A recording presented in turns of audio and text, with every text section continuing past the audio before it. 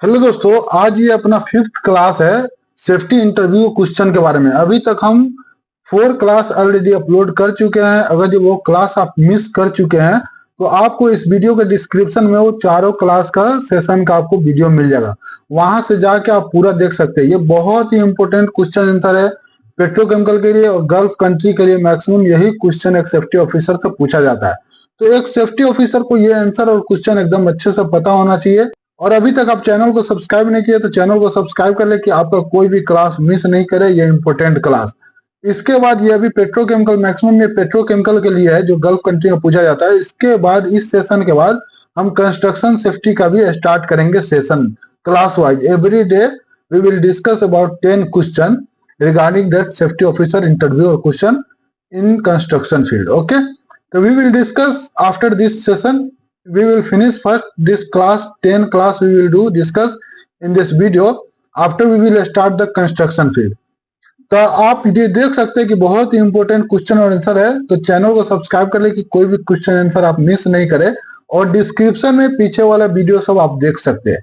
तो यहाँ पे सबसे पहले मैं स्टार्ट करते हैं 41 में क्या देख रहे हैं, what is work radius.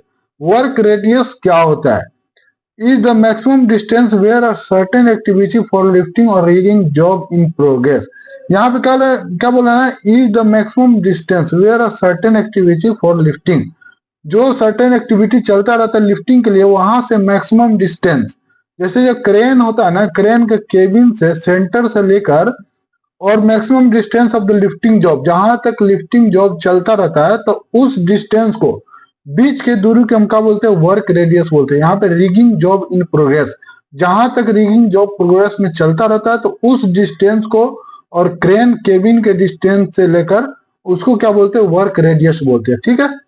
42 number question हम देख रहे हैं, what is safe workload, SWL.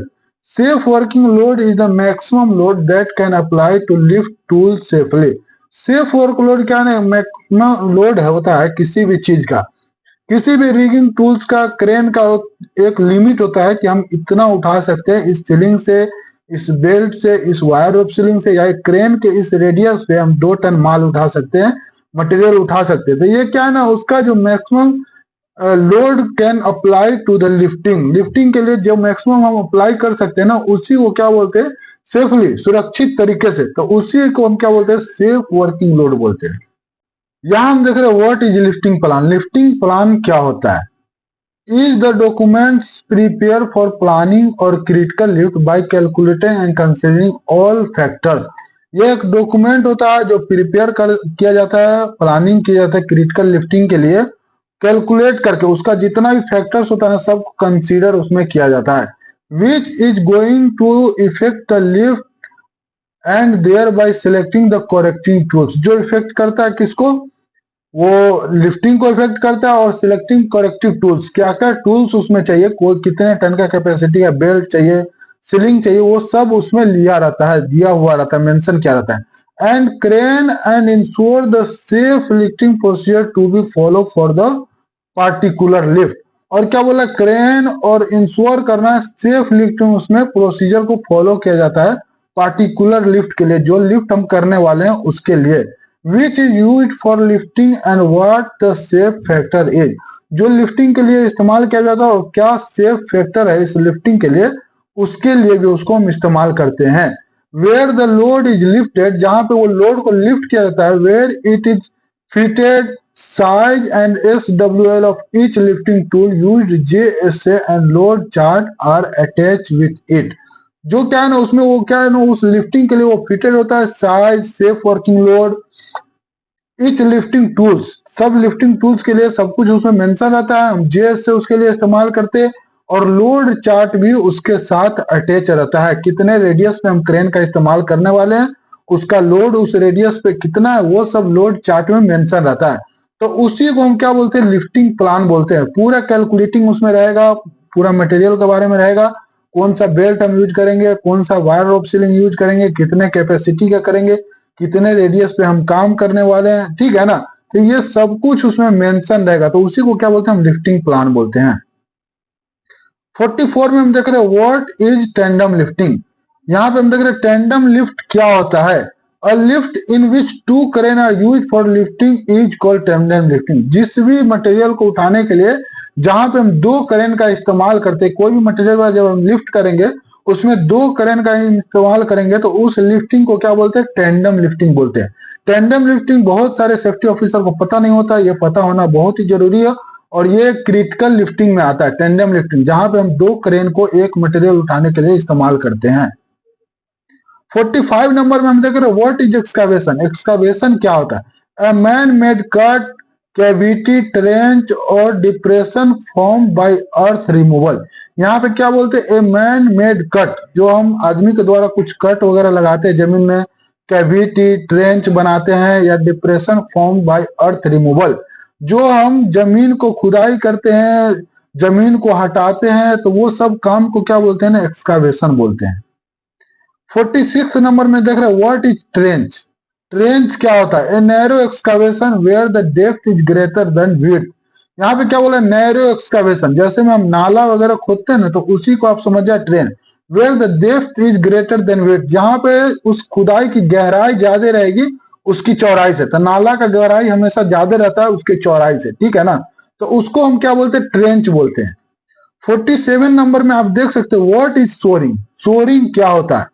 A structure that support the side of an excavation and protect against caving। A structure जो साइड को सपोर्ट करता है, एक्सकावेशन के साइड को, दीवार को, जब हम ज्यादा गड्ढा करते हैं मिट्टी में, जब ज्यादा बड़ा हम एक्सकावेशन खोदते हैं, बहुत अंदर तक डीपर करते हैं, तो वहां पे क्या है ना, दोनों दीवार में हम एक सपोर्ट लगाते हैं। तो जो सपोर्ट लगाते हैं ना, उसी सपोर्ट को जैसे मिट्टी से ढाने के लिए, जैसे वो दीवार एक्सकावेशन का गिरे नहीं, तो उससे बचने के लिए हम सोरिंग सिस्टम करते हैं, दोनों दीवार में हम प्लेट लगा देते हैं, तो उसी को क्या बोलते हैं? हम सोरिंग बोलते हैं। 48 नंबर में हम देखें what is different between flash back arrester and check valve. क्या डिफरेंट होता है फ्लैश बैक अरेस्टर में और चेक वाल्व में? एक check valve follow in one direction वाली। चेक वाल्व क्या है ना, वो एक ही डायरेक्शन में फ्लो करता है। चेक वाल्व से कोई भी मटेरियल पास होगा तो वो सिंगल डायरेक्शन में पास होता रहेगा। This prevents oxygen reaching acetylene cylinder and acetylene reaching oxygen cylinder in the event of blockage in the torch और लाइन और प्रेशर वेरिएशन। यहाँ पे क्या बोला नहीं, ये ऑक्सीजन को एसिटिलीन सिलेंडर तक जाने से रोकता है और एसिटिलीन को ऑक्सीजन सिलेंडर तक जाने के लिए रोकता है जब कोई ब्लॉकेज वगैरह टॉर्च में आ जाता है। गैस कटिंग जब हम करते हैं तो वहां पे कुछ ब्लॉकेज वगैरह होता है, उसका प्रेशर वगैरह जब जाम होता है तो उसको एक दूसरे में मिक्स होने से बचाता है। लेकिन यहाँ पे हम देखते हैं but a flash back arrester prevent reverse flow. लेकिन फ्लैश बैक अरेस्टर क्या है ना, रिवर्स फ्लो, मतलब बैक जो मारता है ना, वो बैक को रोकता है। मटेरियल जो पास हो गया लेकिन वो वापस नहीं आ सकता है। Stop the flow of flame from reaching the cylinder in the event of flash back और the temperature exceed a limit 220 degree. यहाँ पे क्या बोल रहा है ना, उस टाइम में वो रोकता है फ्लो को जब क्या है ना, कुछ फ्लैश, जब हम गैस कटिंग वगैरह करते हैं, गैस कटिंग के दौरान में जब फ्लैश पीछे की तरफ मारता है ना, तो उस पीछे की तरफ को फ्लैश को वो आने नहीं देना है, उस फ्लो को वो रोकता है, तो उसी को हम क्या बोलते हैं? Flash back arrester. तो इसमें ये डिफरेंट है, जो ऑक्सीजन और एसिटिलीन को मिक्स होने में रोकता है वो क्या है, चेक वाल्व का काम करता है, और जो फ्लैश को जैसे आग को रिवर्स करने के टाइम में रोकता है तो वो फ्लैश बैक अरेस्टर काम करता है। यहाँ पे हम देख रहे हैं 49 नंबर क्या है? How many types of fall protection system. Fall protection system कितने टाइप्स का होता है? फर्स्ट में हम देख रहे हैं गार्ड्रेल सिस्टम। गार्ड्रेल सिस्टम जहां पे हम बैरिकेड वगैरह करते हैं उसको स्कैफोल्डिंग के ऊपर पीछे में हम गार्ड लगाते हैं, जैसे mid rail, top rail, toe board, वो गार्ड्रेल सिस्टम हो गया। सेकेंड नंबर में हम देख रहे हैं safety net system. Safety net लगाते हैं जब हाइट पे काम करते हैं तो मटेरियल गिरता है तो डायरेक्ट जमीन पे गिरने से बचने के लिए और मैन को गिरने से बचने के लिए दो हम सेफ्टी नेट इस्तेमाल करते हैं, तो वो भी फॉल प्रोटेक्शन सिस्टम है। और थर्ड नंबर में देख रहे हैं पर्सनल फॉर अरेस्टर सिस्टम, जो body harness, full body harness जो होता है ना, उसका इस्तेमाल करते हैं। तो ये तीन तरीके से फॉल प्रोटेक्शन सिस्टम काम करता है और तीन इस्तेमाल करते हैं हम लोग। यहां हम देख रहे हैं 50 नंबर क्वेश्चन। 50 नंबर में क्वेश्चन में क्या है ना, what is the classification of fire and what type of fire extinguisher are used for them. यहाँ पे क्या बोला, क्लासिफिकेशन ऑफ फायर क्या होता है और उस फायर पे कौन सा एक्सटिंग्विशर हम इस्तेमाल करेंगे इसके बारे में हम देखते हैं। तो सबसे पहले हम देख रहे हैं क्लास ए। क्लास ए में क्या, ordinary combustible material. Ordinary combustible material में क्या होता है, वुड जैसे ठोस पदार्थ, लकड़ी वगैरह होता है, क्लॉथ कपड़ा होता है, प्लास्टिक होता है, रबर होता है। तो ये सब को क्या है ना, क्लास ए ऑर्डिनरी बोलते हैं। एक्सटिंग्विशर हम इस्तेमाल करते हैं वाटर टाइप का करते हैं, पानी वाला करते हैं, डीसीपी ड्राई केमिकल पाउडर का हम करते हैं, फोम टाइप का भी कर सकते हैं, झांग वाला, CO2 कार्बन डाइऑक्साइड का भी करते हैं और हेलोजन टाइप का। इस पे हम क्या है, कोई भी फायर एक्सटिंग्विशर का हम इस्तेमाल करते हैं कंबस्टिबल मटेरियल पे। ऑर्डिनरी कंबस्टिबल जो होता है, ठोस वाला जो आग होता है। यहाँ हम देख रहे हैं class B fire. Class B में क्या है ना, combustible liquid and gas. Combustible liquid जलने वाला, जैसे पेट्रोल डीजल वगैरह वो होता है, और गैस मतलब क्या होता है, गैस हम जो लोग खाना बनाने के लिए इस्तेमाल करते हैं वो गैस, या कोई भी जलने वाला गैस, तो वो क्लास बी फायर में आता है। उसका एग्जाम्पल हम देख रहे हैं, गैसोलीन, डीजल हो गया, ऑयल हो गया, ग्रीस हो गया, ऑयल बेस्ड पेंट हो गया। तो ये सब क्या है ना, क्लास बी में आता है। इस पे हम एक्सटिंग्विशर का इस्तेमाल करते हैं, CO2 कार्बन डाइऑक्साइड वाला करते हैं, या फोम टाइप भी कर सकते हैं, झांग वाला, या डीसीपी ड्राई केमिकल पाउडर भी हम इस पे इस्तेमाल कर सकते हैं इमरजेंसी में। क्लास सी में हम देख रहे हैं, क्लास सी में इनर्जाइज इलेक्ट्रिकल इक्विपमेंट, मतलब इलेक्ट्रिकल फायर आता है क्लास सी में। उस पे हम एक्सटिंग्विशर कौन सा इस्तेमाल करते हैं, इलेक्ट्रिकल फायर, जैसे पैनल वगैरह में आग लग गया, पीसी में आग लग गया, शॉर्ट सर्किट होकर आग लग गया, तो ये क्या है ना, क्लास सी में आता है। इसमें हम एक्सटिंग्विशर इस्तेमाल करते हैं, डीसीपी इस्तेमाल करते हैं, FM200 करते हैं, हेलोन करते हैं, carbon dioxide CO2 electrical fire के लिए सबसे बेस्ट होता है, प्रियोरिटी इसको देंगे। लेकिन इमरजेंसी में हम ये सब एक्सटिंग्विशर भी हम इस पे इस्तेमाल कर सकते हैं। और फोर्थ नंबर हम देख रहे हैं क्लास डी। क्लास डी में कंबस्टेबल मेटल, मेटल मीन्स लोहा, ठीक है ना, मेटल कंबस्टेबल जलने वाला मेटल को हम क्लास डी फायर क्लासिफिकेशन में डालते हैं। एग्जाम्पल में हम देख रहे हैं magnesium, potassium, zinc, calcium, titanium, ये सब मेटल जो है ना आग लगने वाला मेटल है, बहुत ही जल्दी ये सब में आग लग जाता है। तो इस पे हम जो एक्सटिंग्विशर का इस्तेमाल करते हैं, मेटल एक्स टाइप एक्सटिंग्विशर होता है, कंबस्टेबल मेटल टाइप एक्सटिंग्विशर, इसके लिए स्पेशल एक्सटिंग्विशर आता है। तो ये क्लासिफिकेशन ऑफ एक्सटिंग्विशर था और क्लासिफिकेशन ऑफ फायर भी था।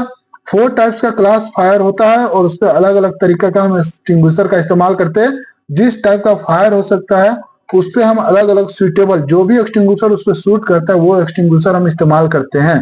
तो ये क्लास 5 था। क्लास 5 में क्या है, 10 क्वेश्चन हम किए, और ये क्वेश्चन क्या है ना, वेरी इंपॉर्टेंट क्वेश्चन है। हर सेफ्टी ऑफिसर से कोई ना कोई इंटरव्यू में आपसे ये क्वेश्चन सब पूछा जाएगा। अगर ये पिछला क्लास नहीं देखे तो आप डिस्क्रिप्शन में जाके वो वीडियो सब भी देख सकते हैं, और चैनल को सब्सक्राइब कर ले कि कोई भी क्लास आपका मिस ना हो। Thank you.